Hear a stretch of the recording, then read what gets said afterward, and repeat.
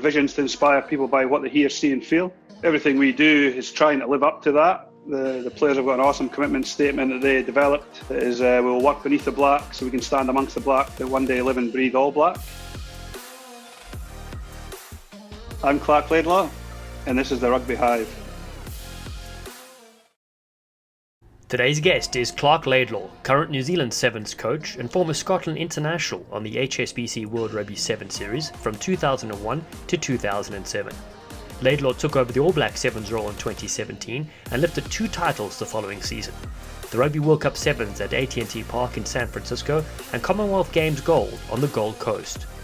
In 2020, his Kiwi side won the HSBC World Rugby Sevens Series, bringing back the prestigious title to the people of New Zealand, the first time in 6 years, and ending the longest drought for the #1 rugby nation in the world. In this mammoth episode, we talk about Laidlaw's Scottish roots, how he became a New Zealander, taking over from the legend that is Sir Gordon Tietjens, what is the All Black way, and switching between coaching 15s and 7s. We delve into Olympic Games prep, bringing in 15s All Blacks ahead of that iconic event, managing players at multi-sports events, plus Laidlaw's coaching philosophies, favourite New Zealand moment, influence of Tamasi Tama, and much more. He's so dangerous! Freddy Krueger has nightmares about him! Hello and welcome to the Rugby Hive. I'm Dallen, Stanford, and despite my South African accent, I was fortunate enough to play rugby for the United States on the Sevens World Series. And I'm Mcdougall, a former Canadian Sevens international. Back in my playing days, I went head-to-head against Dallen in the USA. For several years, Robin has coached international sevens for various countries, including Canada and Mexico. He's massively passionate about growing the game across the Americas through his McDougal rugby programs at all levels. I'm currently a commentator for World Rugby, most recently broadcasting the Rugby World Cup in Japan, as well as the amazing Sevens World Series. More than a decade later, we are teaming up to bring you insights from legendary players and coaches from around the world. All legends have a story. The Rugby Hive podcast is here to share it. Welcome to the Hive. Oh, he's more dangerous than climate change!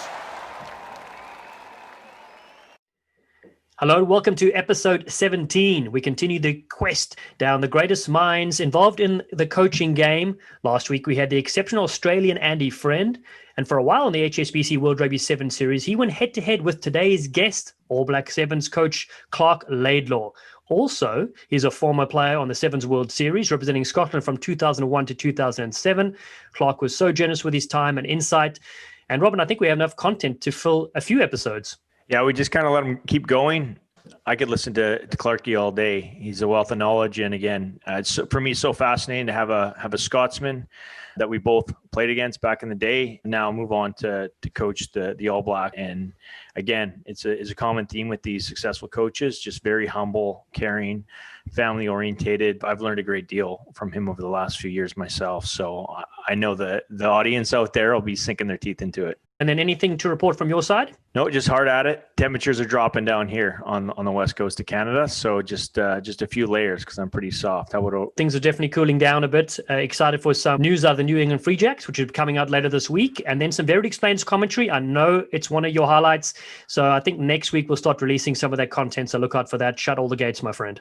We're long overdue, some Verity Explains. But also I saw some Verity dance moves this week, which was sensational. So her father has a really cool little gym set up. So there I am running on the treadmill, doing whatever. And all she's doing is setting up her camera, trying to film herself dance. I'm like, not actually even doing a proper workout. Bloody hell. It looks like a workout. I couldn't do it. All right, listen, let's get to our fan of the week. We had a flurry of tweets from Ryan Kirby. He's at USA Rugby Fan 18, and he asked us several questions. So let's get right to it. The first question he asked, he said, what are your thoughts starting the Sevens stop in 2021, and should they maybe have mini tournaments or specific location areas so that the women and men aren't rusty in May? Robin, I'll go first with this one. It's a great question and great insight. Obviously, COVID has affected how we take part in contact sport. So, look, I think the only way is to go into a bubble, kind of like what they did for the Bermuda World 10 series, where players went there, got tested, and were able to isolate. And even with that in mind, one of the teams had some players infected, so that they had to sit out of that tournament currently. They'll take part once they're safe to do so. So, look, I think as far as countries' preparation go, they're going to have to prep on their own, have some contact sessions with each other, with local teams maybe in the area in a safe environment, as opposed to going to these tournaments. Because the tricky part about the World Series is that you go from one tournament to another. So you change location during it. You can't just be in one bubble and stay there and play unless they made tweaks to that, so that's definitely a financial challenge. Well, I think we should all move to New Zealand during this time, self-isolate for a few weeks or a few years. That's fine. And make the most of it. No, I agree. I mean, we really need to be solution orientated in how we do this, and maybe only have certain teams that come from certain parts of the world that are less effective. Maybe they centralize for a bit, get all cleared, then travel safely somewhere. Again, quarantine a bit, similar to Bermuda, and then maybe introduce more teams as those respective countries and governing bodies see fit. And I think the way New Zealand's done is perfect. I know in Canada, heavier numbers in the higher populated areas are obviously getting hit more. Also on Vancouver Island, our numbers are very low, but we're affected by our provincial government. Essentially, our numbers go into the same numbers as downtown Vancouver, Toronto, right? So it's really about having regional solution-oriented focus so we can get back on the field. So now let's go. Question number 2. 5 teams that are golden to snag the gold medal in Tokyo at the Olympic Games and 5 dark horses. All right, I'll start. For the men's side, the form currently is with New Zealand, Fiji, South Africa, and then, of course, Great Britain. See how that team comes together. They were superb last time. And I'm going to have to put my USA in that group as well. The dark horses, France, who had some brilliant moments in the World Series, as well as Australia, Argentina. Samoa is definitely a dark horse. And Canada finished off the Vancouver Sevens, like we mentioned, in sublime form. So that's the crazy thing about the men's side of the Olympic Games, is that one of those 10 sides could definitely take it. For the women's side, New Zealand, Australia, Canada, France, and USA. Those are the 5 sides that are always in and out of the mix. What are your thoughts, my friend? Number 1, Canada. Absolutely. Number 2, New Zealand. They're on form and consistent. USA, again, never thought I would cheer for the USA, but yeah, really supportive of North American rugby. And obviously they've been on form the last few years with Mike Friday. Fiji, always, and South Africa. For me, the dark horses are the North American teams, and the consistent teams have been New Zealand, Fiji, and South Africa for me. For the women's side, the Canadian women for gold, of course, USA for silver, and New Zealand for bronze. Dark horses, I would like to say Fiji for the women and Brazil. I like it a lot. I like an underdog. Question 3, thoughts on the loss of the England and Wales men's sevens programs? Why don't you kick us up with that one? I feel for the players, I feel for the staff, and I feel for the World Series. I hope it's temporary.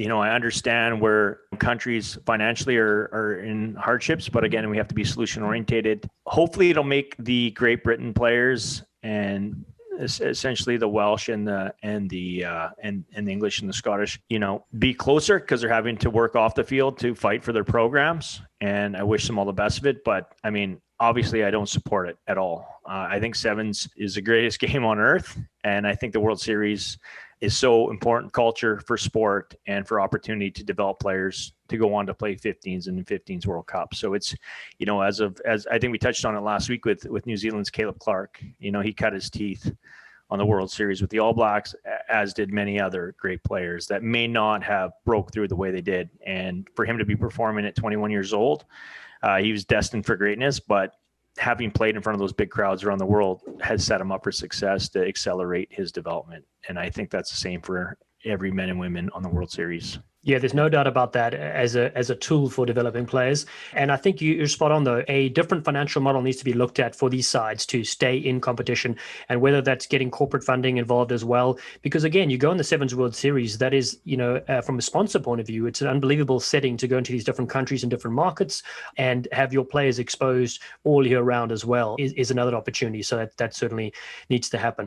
All right, let's go to the 4th and final question, and that's thoughts on the controversial sevens layout that everyone was up in arms about. Was this something new, or were they trying to fit everyone in on the same weekend? So he's referring to the men's and women's Sevens series playing together for some of the stops on the Sevens World Series, which we know is quite challenging. 28 teams competing, one stadium, one weekend. It's a lot for the fans. It's a lot for the broadcast. It's a lot on the players. Robin, what are your thoughts on that? I like the concept of having them together, having them united. I like that the women have an opportunity to play in front of a greater crowd. What I don't appreciate with it is the lack of games and the inconsistency from one tournament to the next. Say they don't go well on a weekend, they can play 3 games or 4 games tops, as opposed to playing a minimum of 5 for the men and the women. Also, I've been on, I've coached on the women's side of things, and at the last World Cup as well, where we only played 3 games or 4 games. And we're traveling across the world. We're in Hong Kong, and we obviously didn't top our pool. We've flown across the world. We prepared for 6 months, and we only played 3 games. So I like the idea of it, but I don't think the games, the actual rugby being played for the fans and for the athletes experience to grow is the greatest. I think it's extremely challenging, as you said. Some had suggested that the men's side should go from 16 teams to 12 teams, which then, does reduce the number of matches, which you exactly pointed out, which I also don't like. I also don't like, though, that 4 teams then would be missing out on the Sevens World Series on the men's side of things. That development of their game would certainly struggle, but particularly playing only a few tournaments in the Challenger Series as well. But I do like, though, that the World Series has some combined events and some events that are standalone as well. So it gives an opportunity for those teams on the women's and the men's side to play all those matches as well. It's definitely a tricky one, and again, we'll have to stay tuned to see how things develop next year. So if you have any questions for us, you want anything discussed, definitely let us know. And we might as well just quickly comment on the Bermuda World 10 series. That looks pretty special. Yeah, did you have a chance to see any of the games last weekend? I saw a little bit, yeah. I saw a little bit from time to time. I watched some of the highlights as well. It was good to see Rob Bickerman on the call there as well. And, of course, what a setting, Bermuda. I mean, just jealous of all these folks on the beach carving it up. Yeah, I've had an opportunity to go there with the classics and just cruising around in the sun on scooters is a dream come true. I had Jimmy Buffett in my ears the whole way. I'm just happy to see rugby happening. Again, that solution-oriented approach that the organizers have taken and the island welcoming them. Day one for me, the games were a bit untidy and maybe the fitness wasn't there. And plus these guys have never played together before. So, but it kind of grew over there.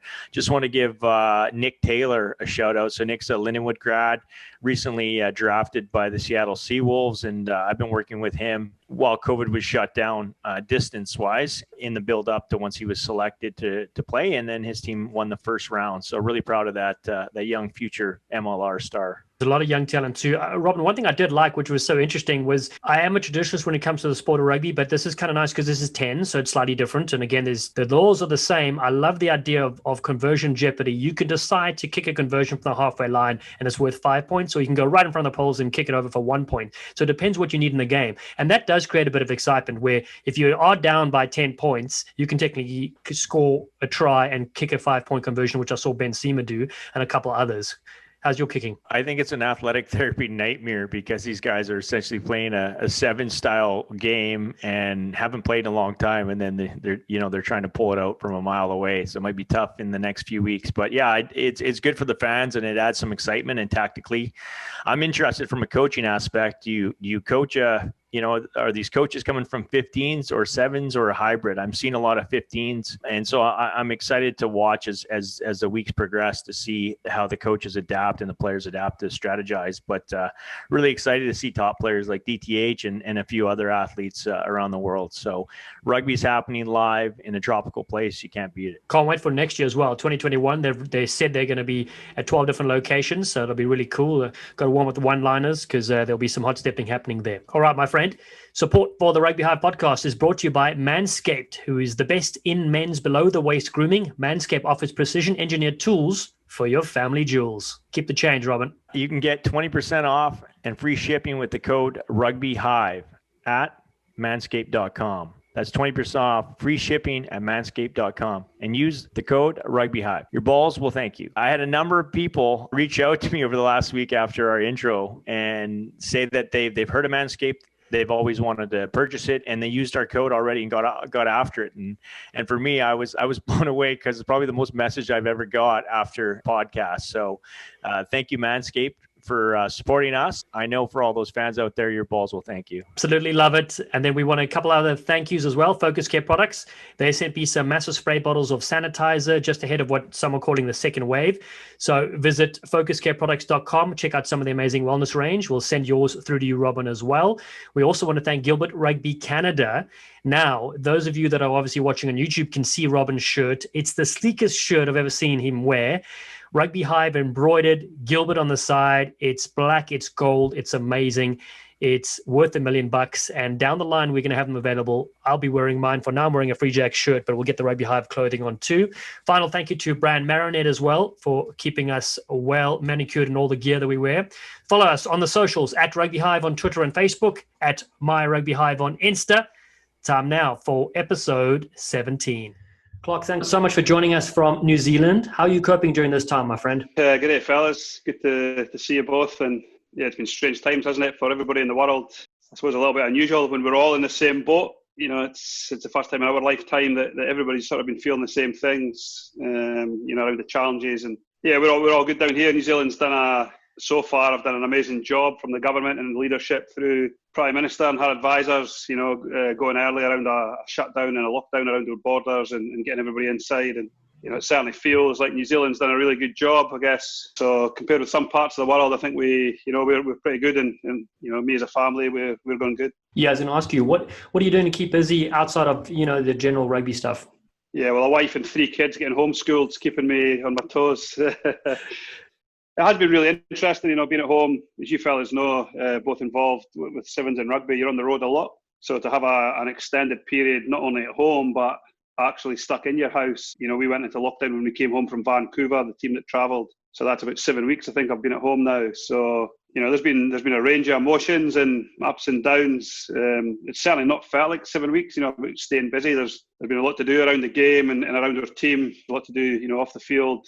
There's some massive challenges, ahead for not only rugby, but for rugby sevens around the world and sport in general, isn't there? So yeah, it's certainly been busy. As I say, the homeschooling's having mixed results. We some days we're going good, some days not so much. That's awesome. So, Clark, just for our listeners out there, how long have you lived in New Zealand in total? And what are some of the main differences from a life in Scotland and a life in New Zealand? There's probably a couple. First moved to New Zealand in 2008, a wee while ago now. I was here till 2015, then I was back in London for 2 years, and then came back to New Zealand in 2017. So, 10 years here as well as a couple of years in London. So it's quite a long time. We left for 1 year. I told my wife we would go for 1 year, we'd go back to Scotland. So it hasn't quite worked out like that. She reminds me every now and again. But Scotland and New Zealand, there's some massive similarities around, the people are pretty similar and down to earth and pretty straightforward. Big agricultural, rural town, has historically been major strengths of both New Zealand and Scotland, not only to the economy, but, to the rugby field. So, there's some real similarities around that. But, there's some huge differences here. The weather and the lifestyle is far more outside. The sporting landscape in New Zealand's, I think, far more inclusive around boys and girls and school sport, after school sport. There's certainly a big difference to, I was lucky when I grew up in Scotland, there was still, a lot of sport at school, but that's changed over the last 20 years or so. So, there's some real differences in that. Just around the lifestyle, the sort of relaxed nature of Kiwis are, their natural instincts to be nice and relaxed and to have a reasonably positive and optimistic outlook. They work hard when they need to and they like to switch off and relax. And they've got a great country to be able to do that around the oceans and the lakes and the mountains. So there's certainly a lot of outdoor activity. Really similar to Canada in a lot of ways. I think that's why, our team really enjoy coming to Vancouver. So the other things that I sometimes forget about is the different cultures in New Zealand.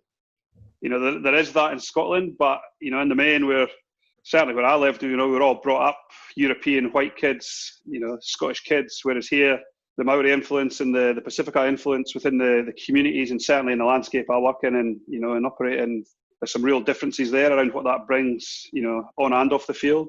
I think, when you talk about work and talk about the game and society, that's probably one of the key differences. Yeah, there's definitely a rich culture in New Zealand, and also just how important that Maori culture is and the Pacific Island culture is within the sport. That's something we're trying to tap into in North America as well.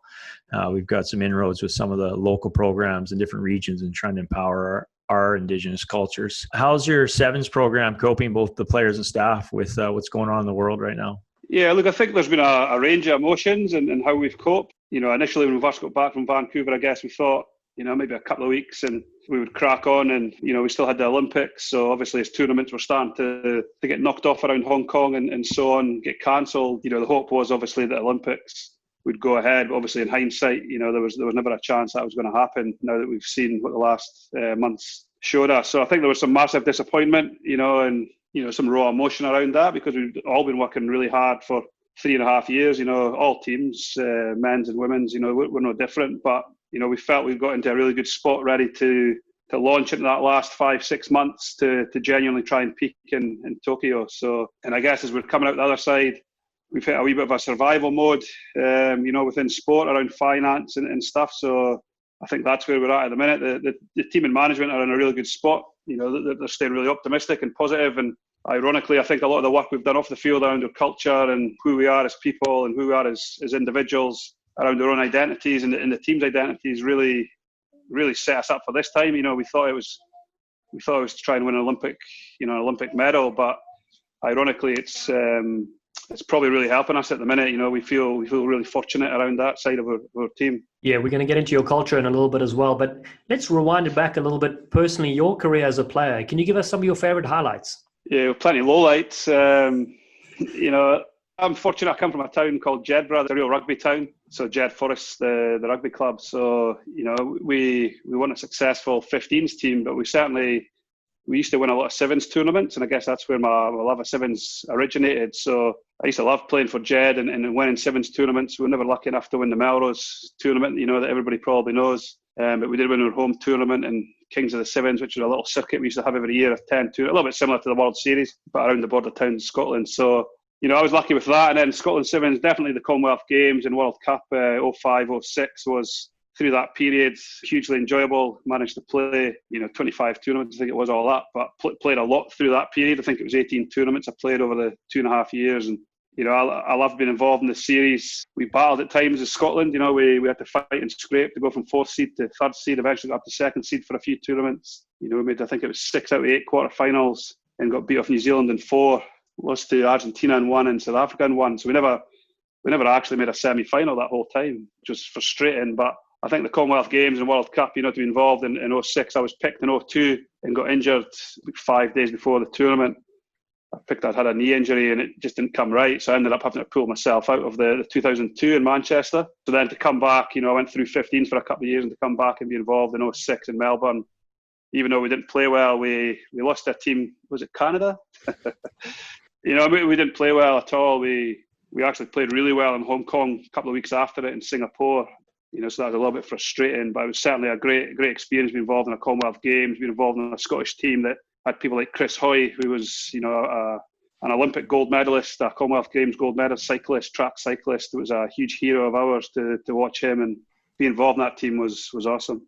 Yeah, Clark, I was actually going through some old memoirs now. You know, I also got time to sort things out, right? All the old memorabilia over the years. And I found a program from 2006. It was the USA Sevens in LA. Your name was on the Scottish team.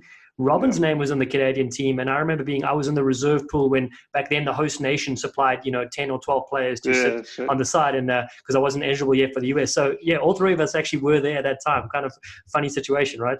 It's amazing, isn't it?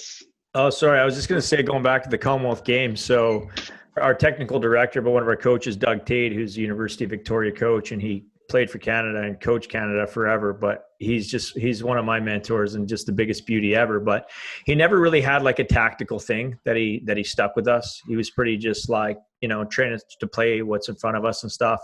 But he's also a genius. I remember watching ice hockey with him one time on a ferry boat, and he picked apart something in the hockey game. And I said, Doug, like, did you ever coach hockey, play hockey? No. I watched it a couple times, like, but he just has this brain. But who's the big ginger captain for you guys at that time in sevens? Yeah, Mark Lee. Mark Lee. So Doug, like back then it was VHS or DVD or something. But anyway, Doug picked apart. The only thing we talked technically, the only meeting we had at the Commonwealth Games in the Athletes Village was you guys used to throw this over the top ball to the fly half or Mark Lee. And that was the only thing Doug had picked off, because we played against you guys if you were in Wellington in the bowl final, you guys beat us. And a few other times throughout the year, Doug had picked apart that there's this ball that went right over the top of the line out and you'd hit the 10. Anyhow, we practiced it. It was our only game plan we had for the whole Commonwealth Games. And our fly half, our first receiver, Mike Danskin, sawed your first receiver, Mark Lee, in half. And we picked it off. We scored. We won. But it was just I was just so impressed by my coach, because the only time he ever had any tactics, it was that, and we were lucky enough just to sneak by you at the death. But yeah, sometimes sevens is like that, isn't it? It's that one moment. It doesn't necessarily take. You know, we all know that it's such fine lines. And you're right. You know, I think it was a score in that game, so it was we had some great games against Canada. I remember Hong Kong, a really tight game.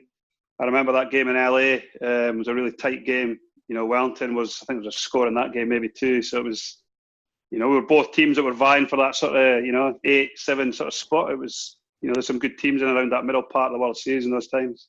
Yeah, we never made it past the quarterfinal in my time either. So No.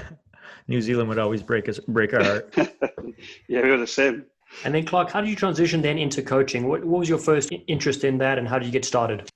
When I was playing sevens, I ended up doing rugby development. So for Jed Forrest, at the time they had club development officers. So really that allowed me to train, more or less full time for sevens, as well as go around the local schools. And, I was lucky, you maybe had a guy called Richie Gray that's been involved with the Collision Kings. That was his little baby with the Rhino making those Collision Kings. So he was a sort of mentor and a rugby development officer that looked over the borders area. So he sort of upskilled, because I was a mechanical engineer when I left school. I had no teacher training, obviously passionate around rugby, but I didn't really have any idea how to coach. So I was lucky in that early part, and then I worked for a East Lothian Council, which was a sports development team.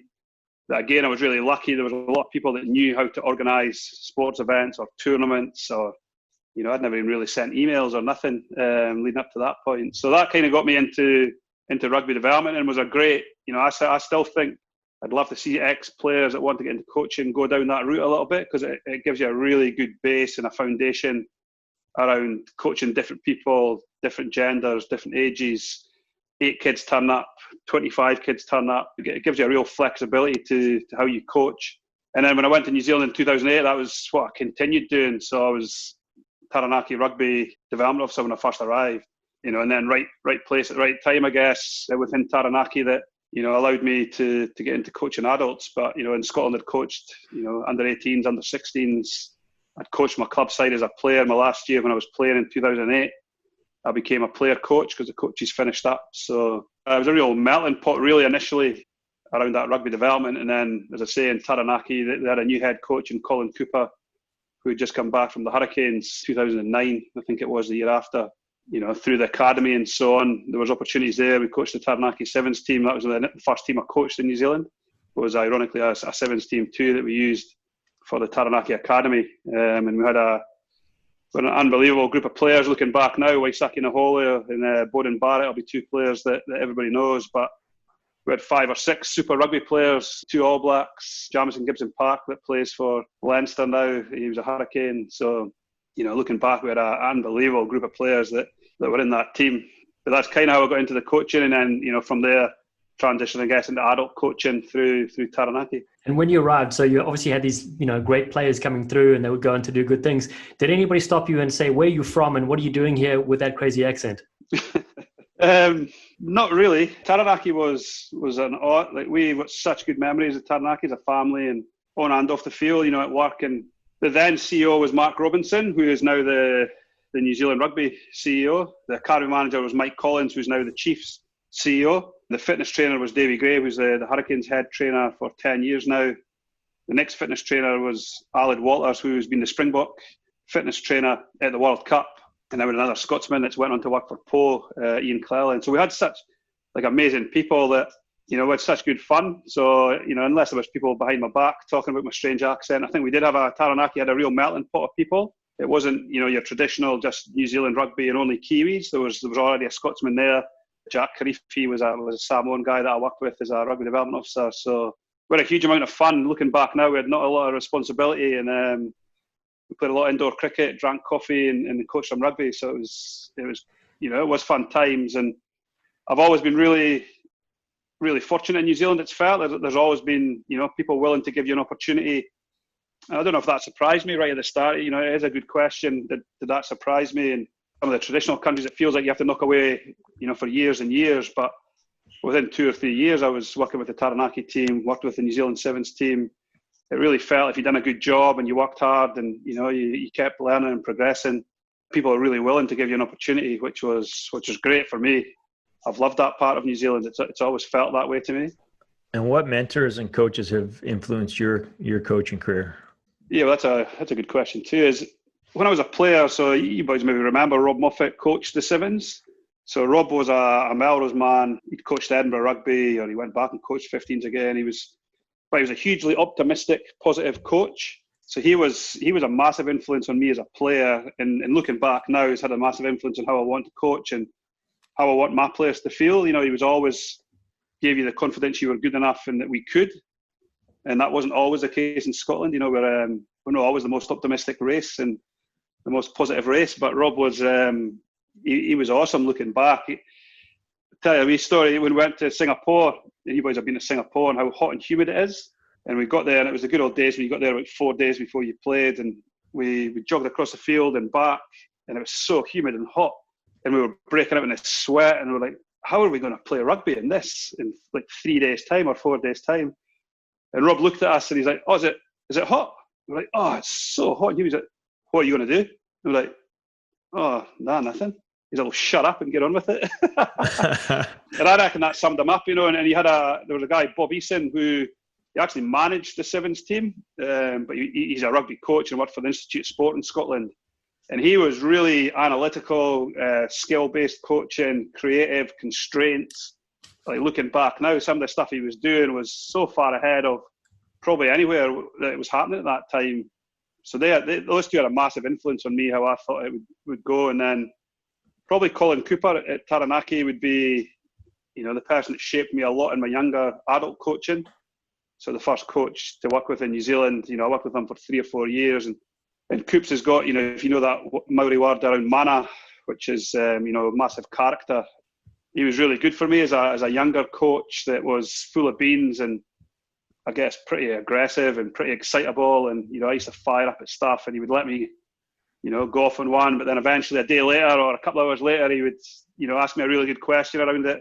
So he really sort of, you know, I don't know if he took the edge off me. I'm not sure if I ever lose my edge, but he certainly shaped me a lot, you know, and somebody I had a massive amount of respect for as a man, you know, both on and off the field. He was the first man or first coach I'd really seen operate like that, as well as Rob around those relationships. And, you know, just been a really good man that, you know, it showed you don't have to be aggressive and angry. You can be really relaxed and calm, you know, still get the effort and the output that you want from your players and your staff.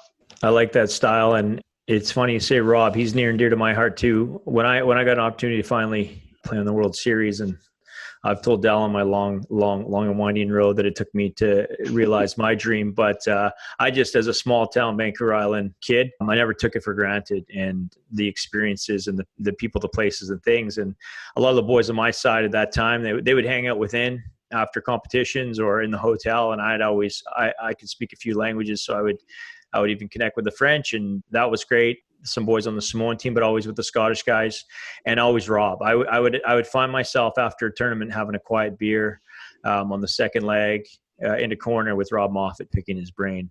And one half of my family is obviously Scottish, so that was super fascinating for me. And I kept in touch with him for years after, until he finished at the Scottish Union. But he at one point was trying to recruit me for the Gunners, or I was trying to get recruited, I guess, to play for the Gunners. Yeah. So what's he doing these days?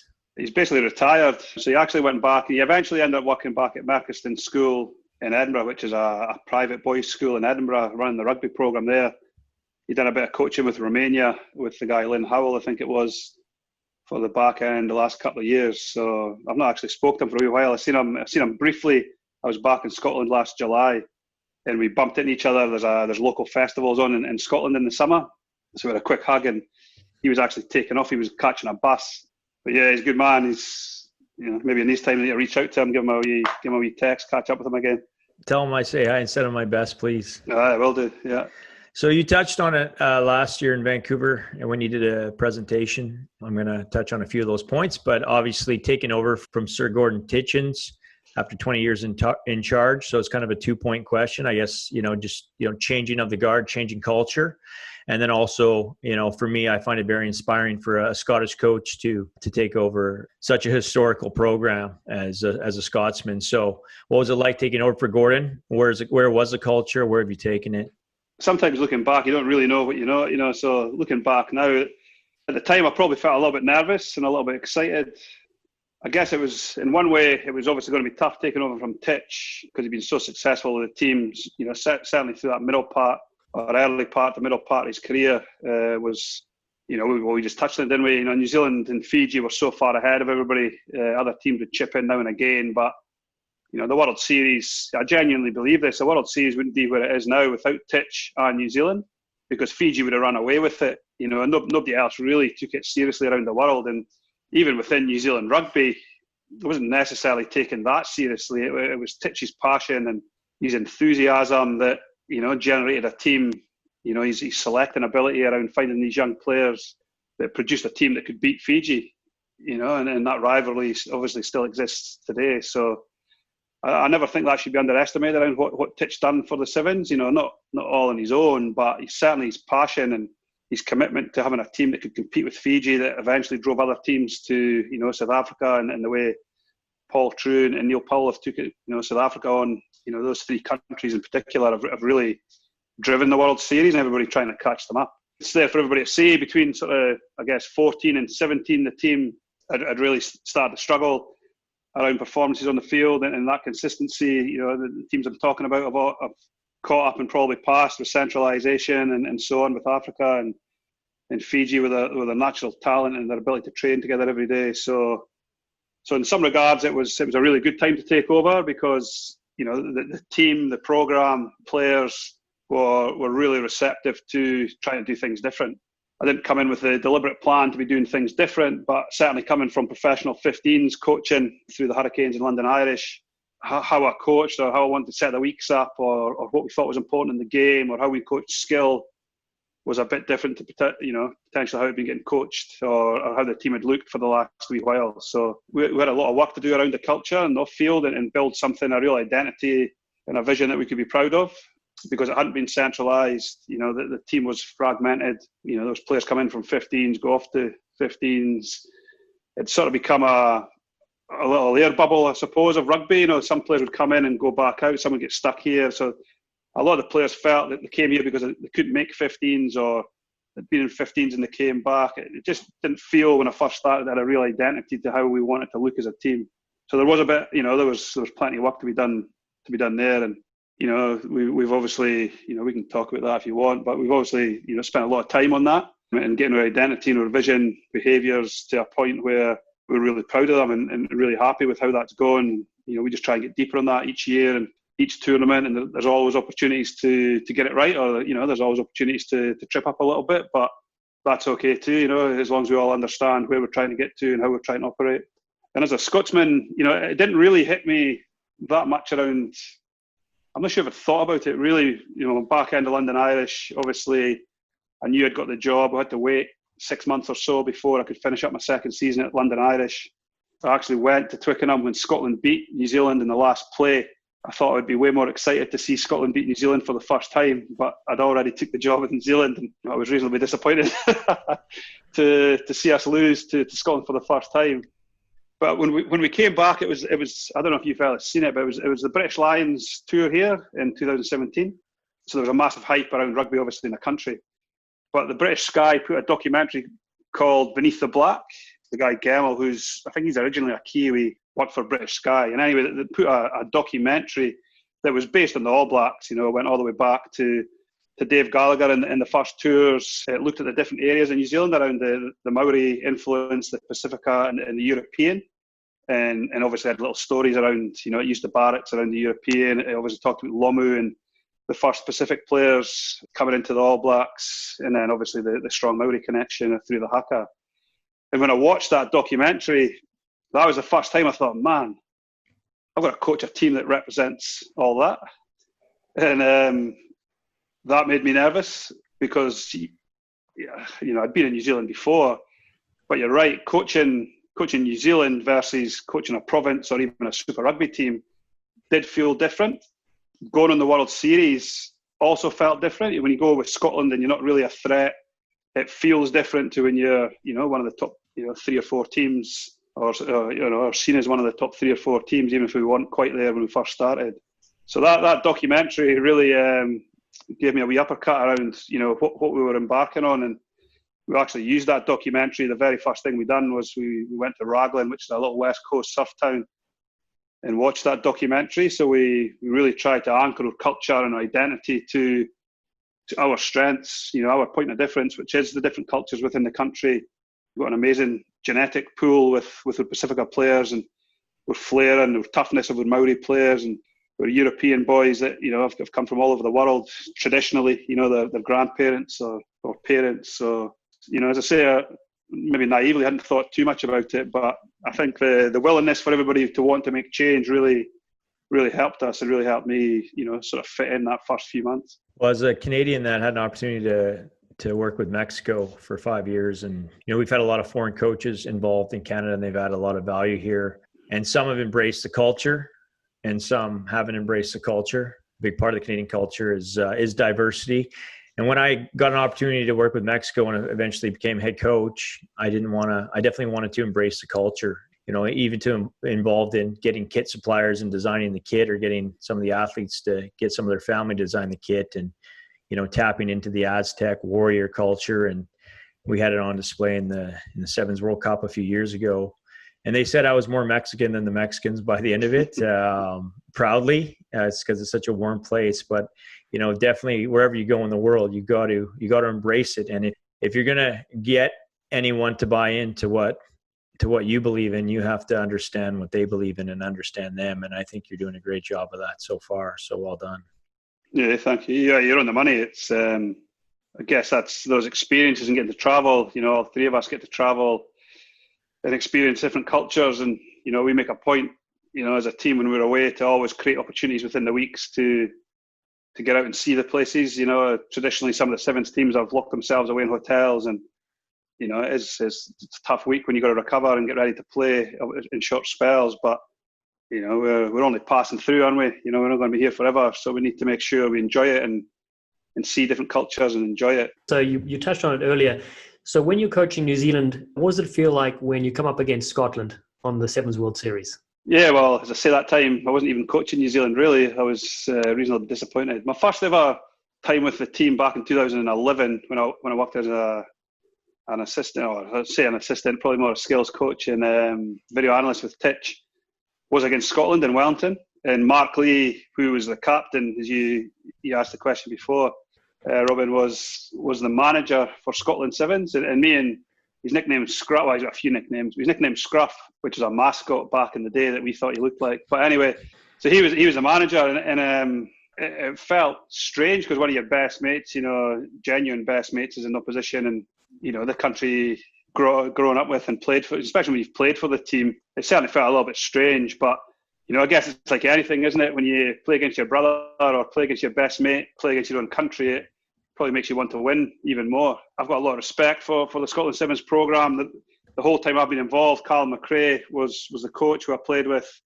Then John Dallen was actually somebody I grew up with. My auntie used to live next door to him in a different town. So John done an amazing job, I thought, with the Sevens team. And now Kieran Beattie and Sean Lamont, who you fellas maybe played against, was Kieran and Sean both went to the Commonwealth Games. So I'd played with. So, we're really good, really good mates off the field. But as I say, it's a wee bit of a strange feeling, but it's probably one of those ones where you feel like you want to win. I really want my best mates back home giving me a hard time for losing to Scotland. But, I genuinely don't feel like we want to win or play any different because we're playing against Scotland, because then it would be my ego, wouldn't it? It'd be my ego that would be worrying about losing. So I think Scotland Sevens, as I say, I genuinely think that when you look at how little a programme they've got and how few players have got contracted, and they don't travel with a massive amount of staff and so on, I think they do an amazing job, and they're always competitive. We've had maybe 3 games this year in the 6 tournaments against them, and Cape Town played them in the quarter final, and it was a pretty tough game for a while, and we always have to play well against Scotland because I know and that we've got big tickers, we've got big heart, we've got big they never give up. Cape Town was a good example where we were well in front, and then I think they scored 3 tries the last 3 plays of the game and sort of came back at us. So as a Scotsman, that makes you proud that they don't give up, and we played well obviously in Cape Town that day. So yeah, it does feel a wee bit strange at times, but I guess you're used to it now. But who does your wife cheer for when New Zealand's playing Scotland? Yeah, New Zealand. That's good. My girls are a bit of a Mcdougall mob. So my youngest one, she's fully Scottish. She was born there, but it's obviously been brought up here. My middle one was born in New Zealand, and my youngest one was born in England. So, the black jersey, sort of unites that 3-2. They're all a wee bit different. But we had an awesome day this year at Hamilton when we managed to win, and we had our friends and family there. But we were able to bring them in the changing room after. We had my girls on the field. And it's always cool winning, but it's those sort of memories. I really remember how we played against France in the final. That's the stuff I remember. The boys singing in the changing room after with their wives there and having a couple of beers, and it's maybe why we didn't play as well in Sydney the week after. But it was worth it. Now, Tommy, you spoke about the team's culture. It's always fascinating to hear that. How would you summarise the All Black way? We've got a really strong vision and a commitment. Visions to inspire people by what they hear, see, and feel. Everything we do is trying to live up to that. The players have got an awesome commitment statement that they developed. That is, we'll work beneath the black so we can stand amongst the black to one day live and breathe all black.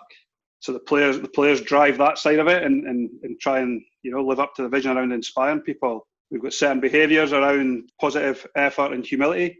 So there are 3 behaviours that we try and do in everything we do.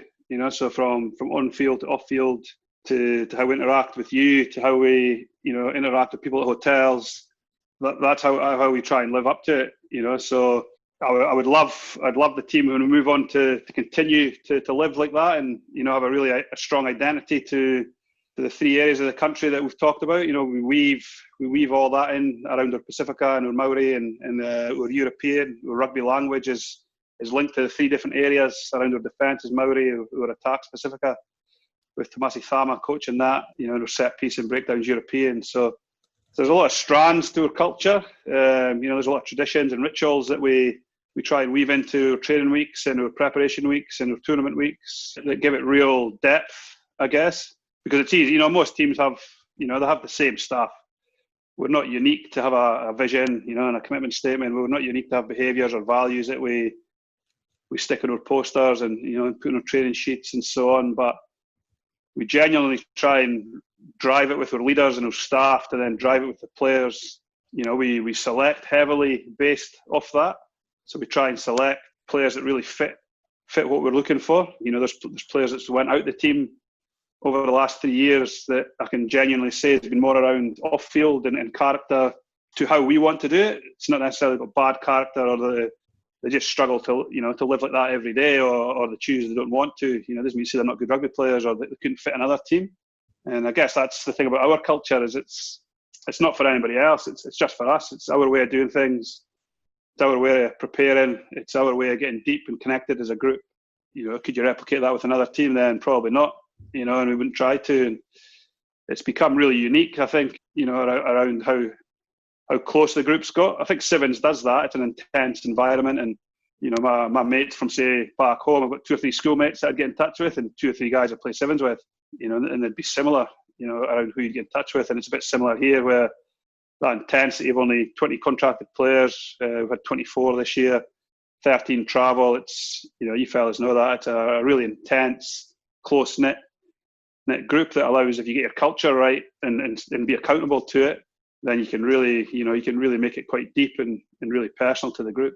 Touching on just the beginning, every time you welcome somebody new into the group, those listeners out there, to get a deeper understanding for those, I'll say young coaches, but I'll say all coaches. What really took me back from your presentation I took in Vancouver in 2019 was when you spoke about the way you welcome people into your culture, into your team, and ultimately your family with new players.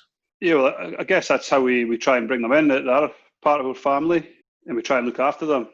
So if it's a young player that's got a mum or a dad, we had we've got a couple of young players that nobody's seen yet on the World Series. You'll get to see them next year. Who, when they come with their mums and dads, or we go to their house and meet them. We're younger players, we'd always go and try and meet their parents first, even before we contract them if we can, because we think that's really important that the parents get an understanding of what I'm talking about around our culture and how we do stuff. But sometimes they've got multiple decisions around university or Super Rugby or academies, and Sevens might only be one option. So we need to make sure that they hear from us how we want to run the team and how we're going to look after their young son. So we would always do that first. If they come we try and get our leaders to meet them when they arrive, to make sure they've got, a Scott Curry or a Tim Mickelson or a Kurt Baker, Shiona Malia, meet them and bring them into the group. they're obviously welcomed in. We do a lot of singing in our group, so they have to get up to speed pretty quickly. But really the integration part is we have a strong induction, what we're after and what we're looking for and how we do stuff. We try and make them feel as comfortable as possible, as quick as possible. And we really, have a massive amount of care to make sure a young player knows it's okay to come here and make mistakes, and he should be making mistakes. We've seen that in the past with some of our younger players. They get really nitty. Like Etany Nanai Saturu was a great example when he came from school. An amazing athlete as an 18-year-old, and he didn't get picked for the Commonwealth Games, and we gave him some feedback. And one of the things he said to us was he was really scared about making mistakes. And so we had to say, look, mate, you're 18. You should be here making mistakes every day and as many as you possibly can. I want to see you try and make as many mistakes. And that one conversation freed up Etany to the point where we got a couple of injuries going to the Commonwealth Games, and he ended up coming over and playing. But he was like a different rugby player. He was communicating, he was smiling, he was having fun, and that unlocked that part of it. So, when new players come, we need to make sure, and we've not always got that right. Looking back now, you can see, Etany was a good example where we probably spent, 4 or 5 months not really connecting enough with them. And because we just centralised that year, so that induction, leaders meeting them, bringing them in, maybe a development team, we've really tidied that up now. So when a player comes, we've got young Jacob Nepkins, who you'll probably see next season on the World Series, come from Taranaki. It feels like he's been there because he came into a development team, learned some of our songs, gets to see players, plays alongside our players. So by the time he came into our team this year, it felt like he'd been there before, but he's only 18, and then, we've got some cool traditions around. We get a fish hook and a sevens fish hook when you get your first cap. We've got some really good traditions now around milestone tournaments, around 50, and same as most teams will do, I guess, around those things. So really that's a process, but it's took us 2 or 3 years to get that right, I reckon. But that care to make sure we really look after them when they first come in, because as they find their feet, we obviously have to have a bit of edge and make sure they're working hard and they're trying to get better in the right areas, and they're bringing their own strengths to the game. So it's important to understand, we've got their back, and the players have got their back initially, so they can express themselves and really fit in as quick as possible. Yeah, and I guess if they're coming in, if they've been recruited by the All Black Sevens, obviously they're at the right level. They have the natural ability and the work ethic. It's taking the pressure off them to spread their wings and learn. I'm involved with the Canadian women's, often the Canadian women's sevens, as well as the men, the last few years, and I've done a lot of recruiting talent ID across the country, and up until this, like yourself, I hadn't been home much, but now that we've kind of finalized our selection with this with the upcoming girls going into the program in September, and I connected with a few of them over the last few weeks. And Robin, I'm just so nervous to come in, and I need to make sure my passing is good as Ghislaine Landry and Kayla Molesky. And I'm like, listen, these women have been in the program for 10 to 15 years. Like, these are some of the best players in the world. So our expectations aren't that you're at that level yet. Definitely work on your pass and catch and some of your skills, and keep your cardio high and all the rest of it, and we can support you in the lead up to it. But our expectations are realistic with you coming in, just like we were realistic of them, 10, 15 years ago. But it's always daunting, putting yourself in their shoes. And we all remember our first camps, and try not to ask guys for autographs, when you first show up. But just another question for you is how have you adapted, going from, I guess, playing sevens to playing 15s, and then now coaching sevens, coaching 15s, and then now back to sevens. So as a coach, how do you adapt, and how do you change your style or philosophy as far as the tactics? I always remember when you went back from sevens to 15s, you felt claustrophobic. You felt like everybody was, right next to you. I think as a coach, my philosophies and how I coach, and even in the game are reasonably similar. There's some obvious differences to the game from 15s to sevens. I did notice when we first came back to sevens, you'd be thinking of activities or drills, and then you'd be like, man, I've got nowhere near enough players for that drill or that game. So I had to adjust, pretty quickly with that. Having Tomasi Thama involved saved the team a bit, especially the early part on the field. Being involved in 15s and in sevens, I think really doesn't matter which way you end up going. I think I'll end up going back into 15s eventually and coaching 15s, hopefully, if I'm good enough and get the right opportunity. But I think that they can marry up really nicely if you can use both their strengths and not get fixated on, oh, well, we only do this in sevens or we only do that in 15s. So the flexibility, the fast, intense nature of 6 game plans on one weekend, where 15s you take a whole week to build a game plan and train against a certain defence or certain pictures. Sevens players have got to adapt to that 6 times on a weekend. But what that does is get you really clear on what your own game needs to look like as opposed to worrying about opposition. So, there's something you can take back to 15 straight away. The individual skill that's involved in sevens 100% transfers into 15s because it's all the same core skills. I think the benefit of coming from 15s and working with, London Irish, we had nearly 50 players. Hurricanes, we had 40 or 38 players. So trying to get all, if you coach a defence or an attack, trying to get all those players on the same page is a huge challenge, isn't it? To London Irish, we played like 40 weekends in a row. So there were some massive challenges within that around work ethic and analysis and building a game and working with players that you can then take into 15s, around building a game plan over 2 or 3 years to know where you want to get to and know what it might look like and try and plan ahead. And so I really think and I'm biased because I've done both.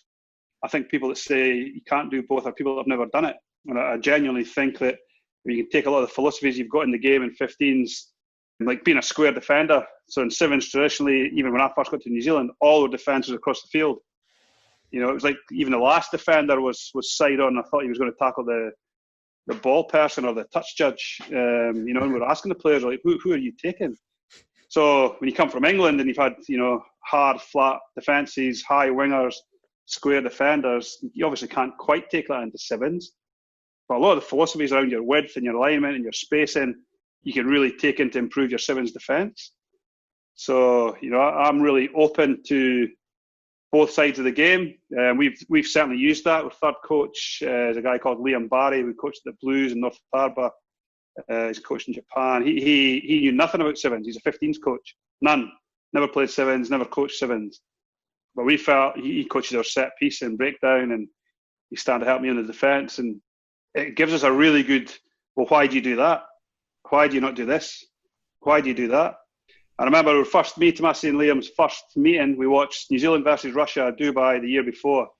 And I think it was close to 2 hours to get through the one game. We're like, right, we'll watch Dubai today and, we'll chip through the tournaments. It took us 2 hours to watch one game. We had to go for a couple of coffees after it. We were spent. But because he would be like, well, why are you doing this? Why are you not doing that? And then Tomasi was like, oh, well, you can't do this. You can't. And we went, well, why?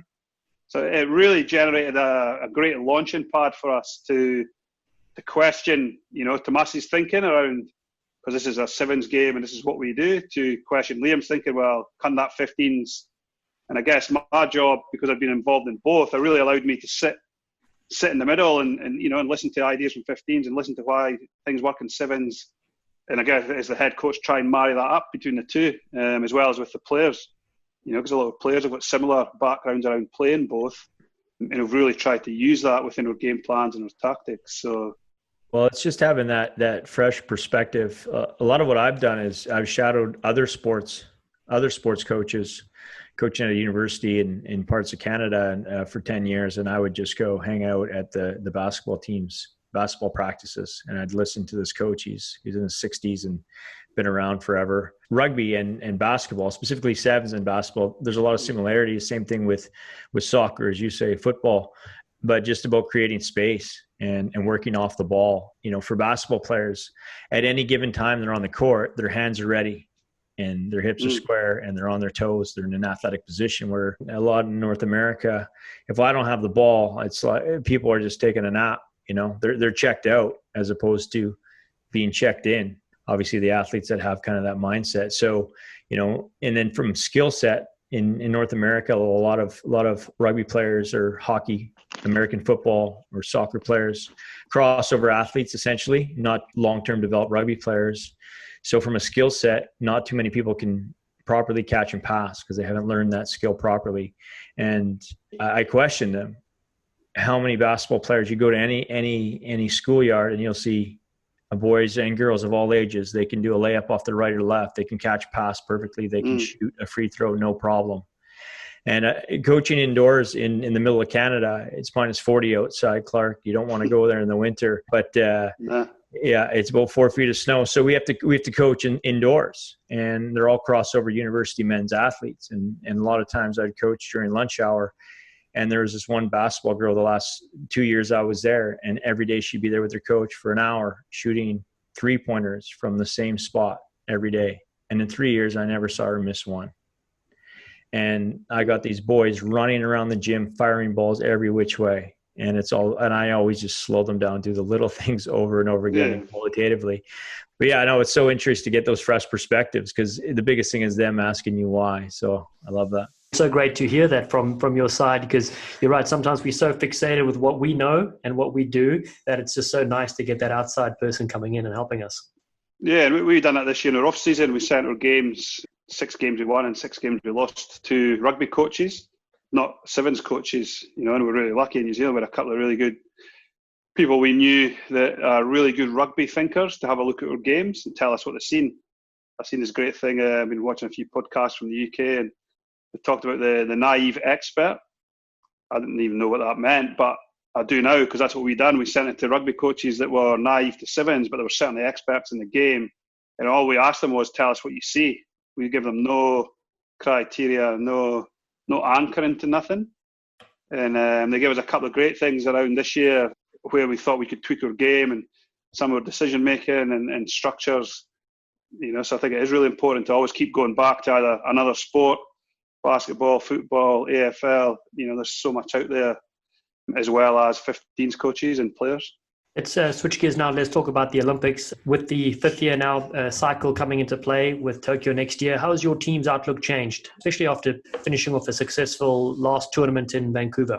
Yeah, well, we made 4 of the 6 finals this year and really felt we had our game. We always knew it would take time to get that consistency, and we knew that really as soon as we started. You've had the conversations around what we all had to do, but so we knew we couldn't win consistently, so we didn't try to, because we didn't think we could. So we picked certain tournaments and certain times of the year, that first year with the Com Games and World Cup, to really target that. Last year we felt it was a really good opportunity for us to obviously try and qualify for the Olympics, but to try and really grow our capabilities on the field and physically. And you made a few mistakes last year, especially in the middle part of the year around that consistency. We started well, and then we faded a wee touch through that middle part, although we lost 2 games in Las Vegas and Vancouver to the last play of the game that could have changed our season around. But I think it would have probably papered over a couple of things. So we done a lot of work in the off season to try and get that consistency. So when the Olympics have been cancelled, I guess, as I said right at the start, that disappointment that we felt we were in a really good spot. We came home from Vancouver with a new team that went. We took 2 new staff. We felt we'd really built depth across the programme, early in Vancouver to launch into Hong Kong, where periodised our year to try and peak in Hong Kong and practice peaking and see how that went. But I guess the outlook, is how good can we be in another year? Because we've got some young players that I think early in Vancouver showed. If you look at Narohi Mugabi-Black or Tony Enshu's now becoming, a genuine world-class sevens player. We've got William Warbrick. We've got 2 or 3 young boys that haven't played this year that we've just recruited. I'm genuinely excited around how that sort of middle tier or younger tier, how much better they can be to add real depth to our squad. I think the challenge for our older players and, senior players is to bring that next group up.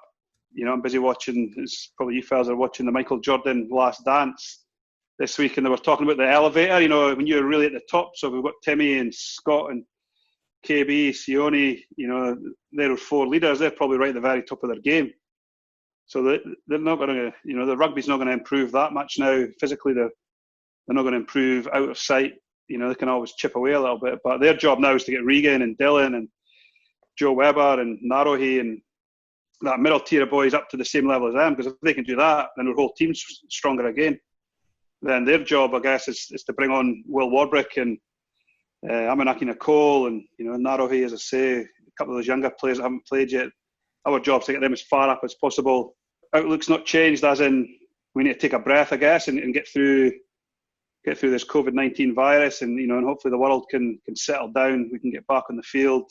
But I think once we get through this sort of tough period and sort of survival mode fades to looking forward.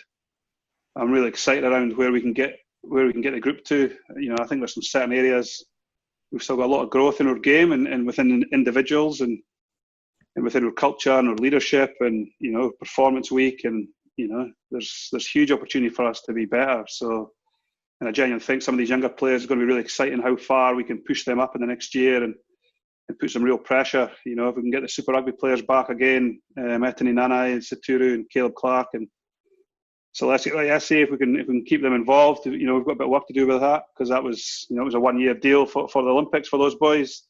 Hopefully we can keep them involved. They certainly all want to be involved, so we just need to do the work on that. And then our group of 24, 25 players again, should be stronger next year. You obviously have a good pathway, and some of the countries have development sides. Do you feel development sides that go to Oceania tournaments, or is it just more of they're in your system centralized and then they come up through the ranks? Yeah, we've been a little bit different. So we've had a development team play. Yep. So the short answer is, yeah, we have had a development team play. This year we had 5 players. So we sort of went wide 3 years ago to a team last year to 5 individuals this year. So, we tried to funnel towards Olympics because we knew we'd have more full-time contracts this year. So we felt if we had 24, 25 full-time and we had 5 or 6 in behind that'd be a big enough group of players to deal with injuries and deal with 10 tournaments leading into July. So I guess our challenge now is probably to go back out a little bit for the next little while. There's a great opportunity for us within New Zealand, because New Zealand schools, New Zealand 20s, the under-19s tournament, the Jock Hobbs under-19s tournament had to be postponed for a year because of COVID-19. So all the best young talent that we don't really get access to usually could free up, because they're going to be looking for opportunities to play rugby through this next 6 months. So, we certainly don't want those teams not playing around New Zealand 20s and under-19s tournament and so on. But it might create an opportunity for us to really get an opportunity to get in there and get some of these, because there will be some internal sevens, later in the year. We're already planning some of that. So that could be an exciting opportunity for us to get some of the best young talent playing sevens and coming to a development program, whatever that looks like in 2021. I have noticed a real shift in New Zealand over the last 3 years around the young males. The girls are desperate to play for the sevens team because they've got such a huge profile and been so successful, and they're fully professional. It's one of the few women's sports in the country that's fully professional. But I have noticed a difference, say last year to the 2 years previous, around the best young players in the country playing sevens, which is really exciting. Yeah, I have a question for you. Your 15 players coming through. Between World Cup and Olympic cycles, I suppose you do get some of you guys coming through. What are your thoughts, though, bringing in a 15-a-side professional player, a high-level name, like Sonny Bill Williams did in the last Olympic cycle? What are your thoughts about bringing those players in before you have some sort of major event coming up? Yeah, well, we went through a big process last year. So one of the big things we learned around 16 was the culture and the cohesiveness of the team. And without talking too much around what happened in 16, because I wasn't there. There were certainly some lessons around how we integrate and who we integrate when. So we done a lot of work in that first 18 months, even though we were playing and going to the Com Games and World Cup and so on. We spent a lot of time off the field with the high performance manager, Tony Philp, and myself, really looking at the strategy of what players we would bring in to try and win the Olympics. And the short version of that is we identified, I think it was 45 players within New Zealand rugby that weren't playing sevens, that we gave the opportunity to come to a meeting. So we went to all the Super Rugby teams through the front door, met with the coaches, high performance managers. Here's the 5 players or 6 players or 10 players in your franchise we would be interested in if they've got an interest in playing sevens. Now, out of that, I guess there was some real mixed response from the 15s players, as in there wasn't actually that many of them wanted to play. Now, you'd have to ask them, why that is, but I get an established All Black or an established Super Rugby player not necessarily wanting to play sevens, because one, it's bloody hard, and it's harder than just playing one game a week, and I think everybody knows that.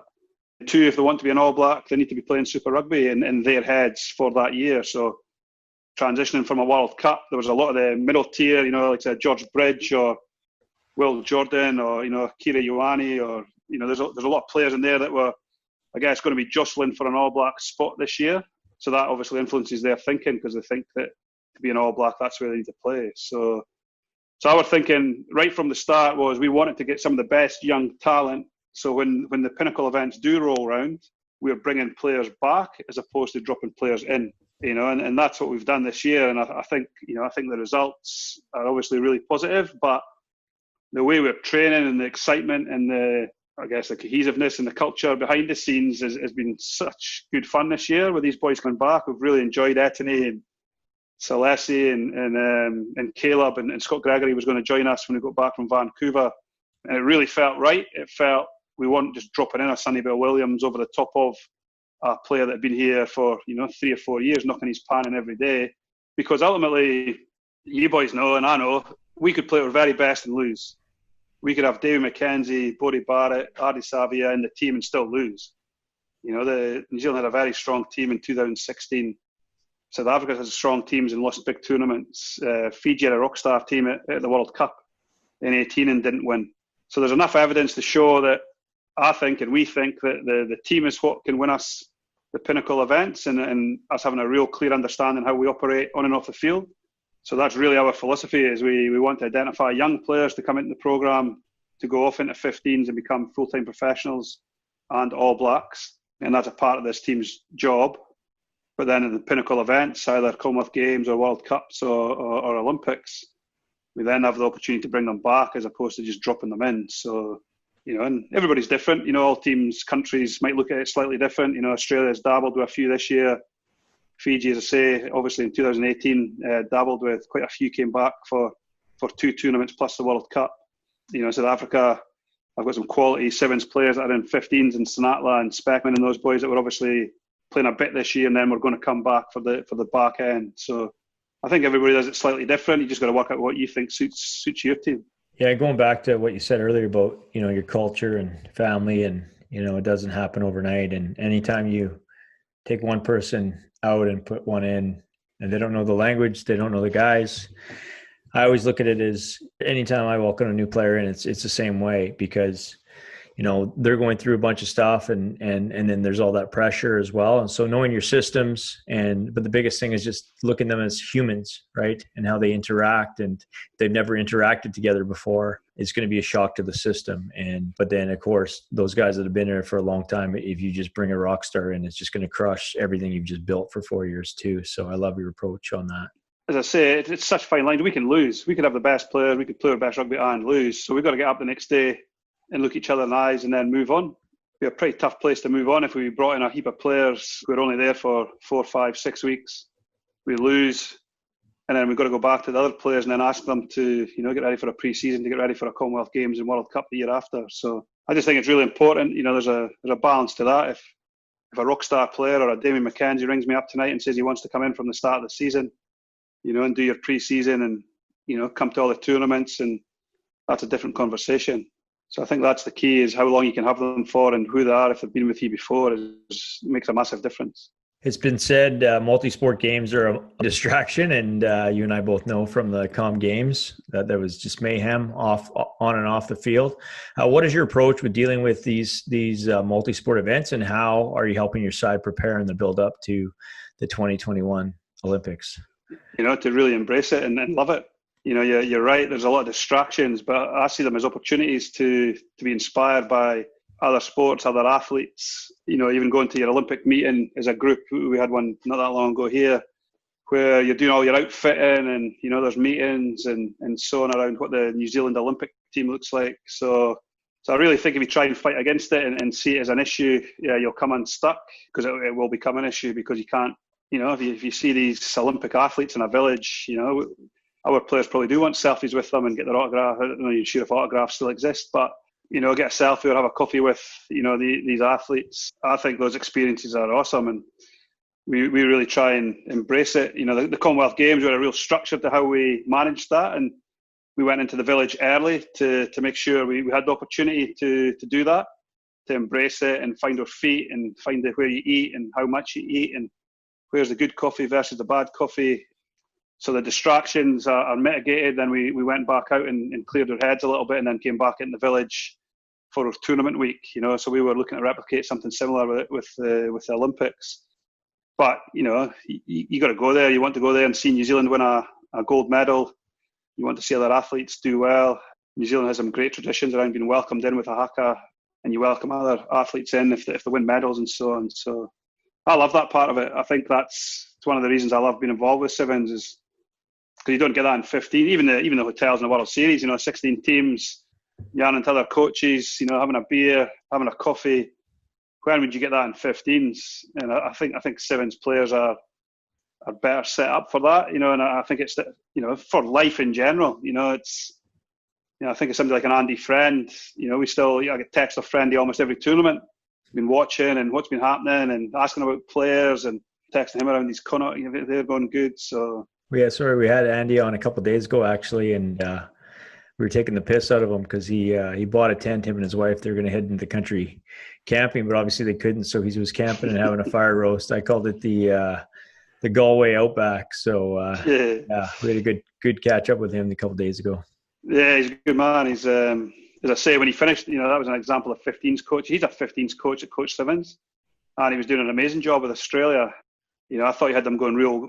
They were really unfortunate at the Com Games. I don't know if anybody will remember, but they were playing England, and one of their players kicked the ball. I think it was the last play of the game, or almost kicked the ball away, and England got the ball and went the length and scored. And we played England in the semi-final. I'm not sure I would have fancied playing Australia, in the Gold Coast in a semi-final of the Commonwealth Games. He certainly had them going good at that time. So, how's your coaching philosophy changed over your coaching career? I guess I've matured as a man. So that's changed, how I deal with people and how I try and get the best out of people. I guess as your roles change, it sort of changes what you do. So if you're a younger coach, it's just a skills coach. Certainly at Taranaki and the Hurricanes, my first year, I never even travelled with the team at the Hurricanes the first year. My whole sole focus was the technical part of the game. So my philosophies, what I looked for in the game, how I tried to coach, drills, was heavily influenced by what my role was. And I guess as you move through to an assistant and a head coach, you sort of where you're focusing, what you're looking at within the game, or who you're dealing with. Say my first year with the Hurricanes, when I was a skill, it was heavily involved with the younger players or the players that didn't play.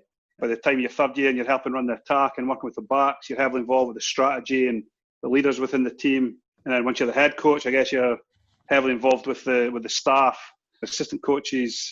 Luckily in Sevens, you still get to coach a full area of the game. So my philosophy is around trying to grow people. I think I've really sort of moved towards that. Trying to inspire and grow people, whether that's a player or a staff member. When you're a younger coach, you're not really worried about the other staff. You're just doing your job. So I think the maturity part and being a bit more comfortable in my own skin, I guess, my own identity, my own reflections over this last 6 weeks has really helped that. Really get me clear on, I guess, what my own why is and why I love coaching and why I'm involved coaching. I've had some good time to really reflect on that. So I'm not sure if my philosophies to the game have changed that much. I love attacking. I love optimism. I love an aggressive defensive team. I genuinely want to play the complete game if we can, and be excited by the game plan. I love working with players and allowing them freedom to build the game and have input, into the game, and not try and give too many of my ideas all the time. I guess when you're younger, you feel like you want to show everybody what you know and how many ideas you've got and what drill or game you've got. I guess as I mature, you start realising it's unlocking what they know and what their ideas are. And we've all got smart rugby players, especially here. We've got some amazing, thinkers on Sevens. So I sometimes feel that's my job, is just to unlock that. It's not necessarily even what I know or don't know. Certainly there's some good challenges. We've got some good players that really challenge you on that. Guys like a Joe Webber and stuff have really helped tweak our defence and change our defence this year. And I was a bit reluctant to that in the off-season. If that had been 3 or 4 years ago, I'd have probably stuck to what I thought we wanted to do. But as I've matured a wee touch and, got a few more grey hairs, I realised that his idea doesn't really matter whose idea it is, because if it's his idea, he's going to make it work. And if it's a player's idea, they're going to have to make it work because they're going to be accountable to it. So I guess that's how I've changed. If I think back to Taranaki, it was my first adult coaching to now, if that's a 10, 12 years or 11 years, I'd probably use it maturing. Not always. I can still go backwards a wee touch now and again. Now that's fantastic insight, because player-centric coaching, you need to be that mature coach, as you said, because it doesn't matter about whose idea is it in the end? That's absolutely spot on. I know a lot of coaches be listening to this podcast, and that's really valuable insight for them. There's a lot of smart podcasts coming out of the UK at the minute around coaching, and I was listening to a guy head of creation and innovation or something with Google, and he talked about you don't have to be the smartest person in the room, you just have to unlock the smartest thinking. You know, and that's so true, isn't it? When you've got some players, as I say, you look at like a Joe Webber or, you know, Kurt Baker or Scott Curry, like Scuzz is a great thinker, Timmy Mickelson are great thinkers on the game and what opportunities are within the game, you know, so we'd be stupid not to listen to them. You surround yourself with good people. You just got to drink more coffee and enjoy the success. That's one thing I've learned. So I know one big influence on your program and on you is the legendary Tomasi Kama Jr. You share some of his demeanors, his influence on both the program and yourself. Well, it's huge. It's not to be underestimated by any means. You know, as usual, the head coaches get to speak about their team and, you know, get interviewed if you win, or I guess get interviewed if you lose too. But he's a great man. So when I worked with the team originally in 2011 and 12, we had a really good relationship off the field and on the field as a coach player. You know, and I loved working with him and got my eyes open to why New Zealand was so successful, the subtleties within the game. You know, I was like, man, no wonder he used to beat us every time. So that, you know, and we really kept in touch. Tomasi, as he transitioned from a player to a coach, he's a great learner. He's really curious and optimistic. He wants to find out why do you do this or why do you do that. So he would come down to Wellington, we'd have a couple of hours just talking about coaching, and, you know, he'd write stuff down, he would record it. He's a really deep thinker. You know, he doesn't necessarily always speak that much in big groups or big meetings, or, you know, especially the Zoom calls. He sometimes worries if his screen's frozen. But you speak to him on his own a couple of days later, and he's like, oh, I've been thinking about this, I've been thinking about that, I think we should do that. So he's got a great ability to think about, not only on the field now, he's really starting to think about the bigger picture. You know, and initially, I guess he's like me, you know, 2-3 years ago, he's just thinking about attack. How do we unlock our defence? And I guess joining up the dots, how everything leads to that attack. It's not just about the attack. And I think he's arguably the best player that's played the game. You know, people argue against that, and, you know, that's right. There's Sarevi and William Ryder, and, you know, there's been some amazing players that's played for Fiji and New Zealand. But I always felt he had the complete game. He was aggressive. He was a good defender. He was fit. He could kick. He was obviously an amazing playmaker and ability to beat people with footwork or goose steps. He wasn't lightning quick, but he was always quick enough, you know, and he was an amazing rugby player as Sevens transitioned through that period of being a little bit loose and free, you know, when Sarevi played, and I guess even when I played in that, the defences were really, the breakdown was nothing like what it is now. So footwork and ability to goose and dummy was probably enough in those days, but Tomasi, I thought, you know, was sort of the complete player. And as he's maturing as a coach, he's got the ability to become, you know, the complete Sevens coach too, because he gets the game, he gets culture. Obviously, his upbringing in Fiji, and, you know, he's got huge humility and just a good man. You know, he's great to work with. You know, we have great fun just sitting yarning. Never used to drink coffee until, you know, the last couple of years, so we've got him into coffee, so it's good. And he gets us into Kava every now and again. So he's been involved with the team over 100 tournaments. And Hamilton this year was 100 tournaments as a player and a coach. So we got him a Kava bowl with his Sevens number on it and presented that to him and his family. And we got a little photograph. He's down in Taranaki, he's in Hawara, South Taranaki on the west coast. So we got a photograph through the other day. The Kava bowl was filled up, so it was looking good. Yeah, I've been around for so long. I remember when I was playing for the US for at least 3 years, he used to carve us up every time. And I was trying to mark him all the time. And you mentioned Sarevi and Ryder. Those obviously were exceptional players, but he just brought a different dimension. And it's really cool to see him with his beards growing strong too, on the series.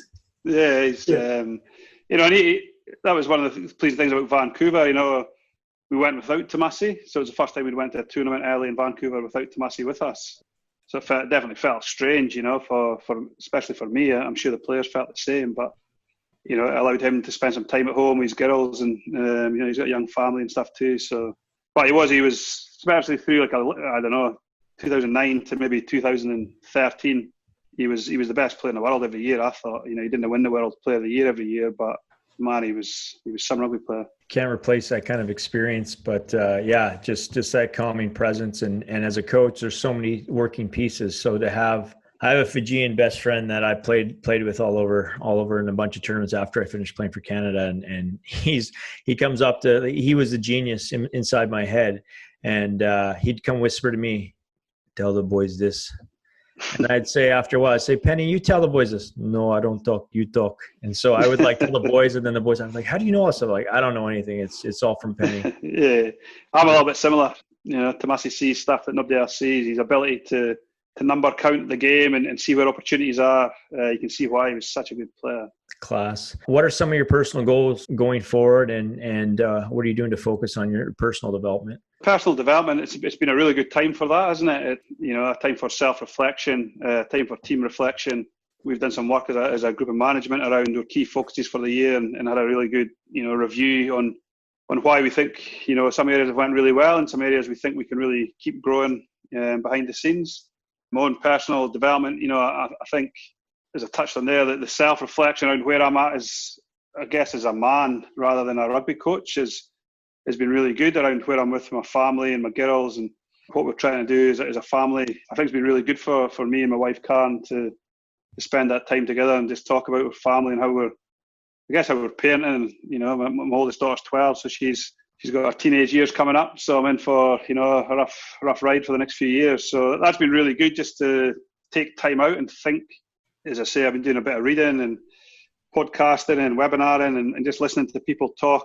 I'm really interested in the environment and creating the right type of environment to allow our players and staff to grow and to really express themselves. So, I've been getting a little bit deeper on that side of it for me as a coach. So I'm quite excited to get back. Got notebooks full of notes. I guess the key now will be to find 2 or 3 real critical things we think we can implement into our team. And, that's the exciting part for me. And I guess that's also my goal. My goal is to genuinely keep growing as a coach. I still think I'm a young coach, but when I start looking at stuff or reflecting, I sometimes get a little bit nervous that I've got so much stuff I need to try and be better at. I think there's no time to do it. I'm going to be dead before I get a chance to be good at all this stuff. So I need to crack on and speed up a wee bit on my learning and practice it. And so I'm just excited. The goals will be the same when it comes to on-field. We want to go to the Olympics and play well. And we want to create a team that can obviously try and win a medal and ultimately win a gold medal. We know that's why we're here, but we need to be really careful it doesn't define us. I think this last 6 weeks around the world, it's probably recalibrated all of us to make sure we don't take ourselves too seriously. And we do just play a sport that we love, and we were so fortunate to be involved in a job that we do love. I just hope we can all survive. All the teams and the coaches and players can get through this, because I genuinely think there's some tough times coming around the world trying to come out the other side of this. So our goal will be, as a team, will be to connect with our communities, try and inspire New Zealand by what we do in our community first, and then our on-field and our rugby can, whenever we get a chance to do that again, we can try and take that to another level to really make New Zealand proud and make our families proud, but make the country proud around how we conduct ourselves and how we play. Speaking about that pride, my last question for you is your favourite moment so far as the New Zealand Sevens coach? Oh, way too many for one. The obvious would be the World Cup and the Commonwealth Games. To play in a Commonwealth Games, especially early, it was reasonably early. We were quite nervous around had we done the right prep by not going to Hong Kong, and we'd obviously only won one tournament, which was Cape Town that season. That was huge for our confidence, and both the men's and women's teams winning together was an awesome feeling. And to play Fiji in the final, in a real tight game, 14-0, I think it was cool. And then the World Cup, I thought was if I'm being brutally honest, sceptical around the stadium. When we got there and we watched baseball, I think it was 6 days or before, I'm like, man, how is this going to be a rugby stadium? And then, are we going to get a crowd? The new format with the straight knockout, I was probably a little bit critical around that. But once the tournament kicked off and it was another tournament, it was a great atmosphere. And it's similar to Titch around the Fijian supporters. I'm not sure they get enough credit around the world of what they give to Sevens. When we played them in that semi-final and there was 45 or 50,000, I'm not sure how many were Fijians, but it felt like more than half. It was a great atmosphere. And to play them with the team they had, the way they played their first couple of games, that game went down, as a real sort of memory of getting it right. Tomasi, we scored 3 set-piece tries. You talk about Tomasi's influence, that was all in him. That was the whole year, looking at analysis and opportunities we thought we could really use when we needed them in big games. And then there's other tournaments, the first tournament we won in Cape Town, the second tournament involved. Looking back, I'm not even sure how we won that. We had nothing in our game when it came to systems and structure. We just had a massive enthusiasm to try and play well. And to win that tournament, made a final the weekend before, gave us massive confidence. Dubai last season, when we went down to 9 players, coming out of the semi-final, we only had 9 players left for the final. When we were under the pump, Villamoni Corey arrived in the morning of day 1. So within that 9, he was one of those 9s. He'd arrived. We met him at the stadium because we've got injuries in warm-ups, injuries in training. That was a special win. And probably the 2 from this year would be Cape Town, playing South Africa, on 50,000 and 7-5 in a really tight contest. It felt like an international. I've never played Test match rugby or coached it. I've been to plenty, but that's what it felt like. It was a huge atmosphere, and our boys, the smiles on their faces when the anthems finished. I knew we were going to play well. We'd looked at the game from the week before, losing in the final, and were frustrated the way we played. That was a great experience, and winning in Hamilton with our friends and our families. And it wasn't really about the winning. It was actually in the changing room straight after the whistle. I don't know if it felt flat, but it felt more like relief, because we hadn't won it at home for 4 years. But by the time we got inside and all the team was together and the players that hadn't played were there, they'd been there for the day, our wives and kids and so on. That was really special. And within all those wins, it's actually after it's in the it's in the bus on the way home, it's in the changing room having a beer. They're the stuff that you'll remember. They're the real highlights, because you lose more often than you win, obviously. So it's the actual tournaments. So yeah, it's really celebrating those moments and making memories as a group. Off the field and behind the scenes is probably the part I enjoy the most. And Clark, I will say one quick thing. Talking about that 50,000 seater in Cape Town, the Cape Town Stadium, I've never seen a crowd go so quiet at the end of a game, because of course South Africa had a lot of possession and we had so many dangerous steppers and were looking to create havoc and that sort of stuff, but you guys completely shut them out. And just walking out of that stadium, it was obviously you want the home side to win if you're just a regular fan, right? Because everybody's there supporting the home team. But it was an epic win for New Zealand, and you guys actually have a lot of support in South Africa as well. Yeah, we traditionally we've always played there, played well in South Africa, and obviously way back to the apartheid and stuff that. And the blacks in South Africa really respect New Zealand for the way they've conducted themselves, on the field, and with that diversity within our country, how it's been embraced. I suppose they've always sort of looked up to that on the field, haven't they? So it felt like a pinnacle event. The changing room after it was Sam Dixon's 50th. The boys, the wheels came off a wee touch after in the changing room. It felt like a pinnacle event. So it was really cool fun. Congrats, Coach. All right, my final question for you is around one of my favorite topics. So. Coffee talk. Clark and I grabbed a coffee the Friday before the Vancouver Sevens, and I was trying to tee up to pick his brain. And thankfully, the Junior Canada girls that I was coaching went undefeated day 1, so they gave me the morning off, which is quite rare in a Sevens competition. But I ordered a coffee for him because I was there early, and he was a triple shot of espresso and hot water. So can you walk me through how you became a triple shot of espresso guy with a side of hot water? Lack of sleep. It's actually I didn't drink any. Well, you boys have been to New Zealand. Have you both been to New Zealand? Have you? Yeah. The coffee culture here it's almost unbelievable. But I'm heavily part of it now and entrenched in the coffee culture. But when I first arrived in New Zealand, I didn't drink coffee. I would have the odd Starbucks or something like that. But the guy Mike Collins, who I touched on before, who was the academy manager and my boss. Every time we wanted to discuss something or we had an idea or we wanted to throw stuff around, you're like, oh, let's go for a coffee. So I would go for a coffee and I would just order anything. So flat white, latte, cappuccino, long black, just anything. And he is a staunch Steinlager Classic man, and he drinks long blacks, which is basically a double shot with a little bit of hot water.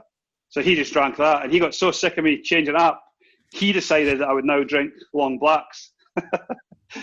So it seemed way easier than trying to wrestle him. He's a former prop, played for the Chiefs and stuff, and he was my boss. So usually he was paying. So as a true tight Scotsman, I decided that it was a way easier option just to stick to a double shot, which is a New Zealand. You don't really get long blacks. It's not called a long black over the world. It's Australia and New Zealand have a long black, which is a double shot. It's a short tulip cup with a double shot, and most places you go to around the world, the coffee's not quite as strong as New Zealand. So hence the fact that place was called Coffee, wasn't it, in Vancouver? Yeah. We found that on the first day. So when the hotel had been moved, we were panicking because you can go 2 or 3 days in a new city and not find a good coffee. And we luckily found that the very first day down in that new part of Vancouver, we stumbled across it. But we worked out after 2 or 3 coffees that it wasn't quite as strong as what I was used to. So hence the fact we ended up with a triple shot with a little side of hot water. Yeah, when I was a young player, I was just crazy on the field like a water bug. And when the older guys found out that because I got an Italian side, my mother's Italian, and I played a season in Italy. So I would drink a full pot of espresso before games. And they're like, barely drank, didn't do any alcohol, didn't eat any candy, but I was just Italian firewater all the way. So I knew when you ordered that, you were a good man. So on behalf of Dallen and I and the Rugby Hive, we're honored to have you on. And I know our listeners out there will be thrilled to hear your wise words. Sensational. Shut the gates, keep the change, try time. Too easy, yeah? Thank you so much, Bad. Really, just brilliant. I mean, obviously been following you a lot in the last few years, and just such an honor to chat to you and get your insight for really special moments. Hopefully when the world gets back a little bit normal, we can get a triple shot in a game of seven. You betcha. Cheers. Cheers, man. Cheers, fellas. Thank you. I know. Beautiful ball over the top. Yes, Seppo! Thank you for listening, you sleek sensations. If you haven't already, please subscribe to Rugby Hive Podcast and catch us on all the socials at Rugby Hive. We appreciate your support. Be safe out there, and we'll see you soon. And take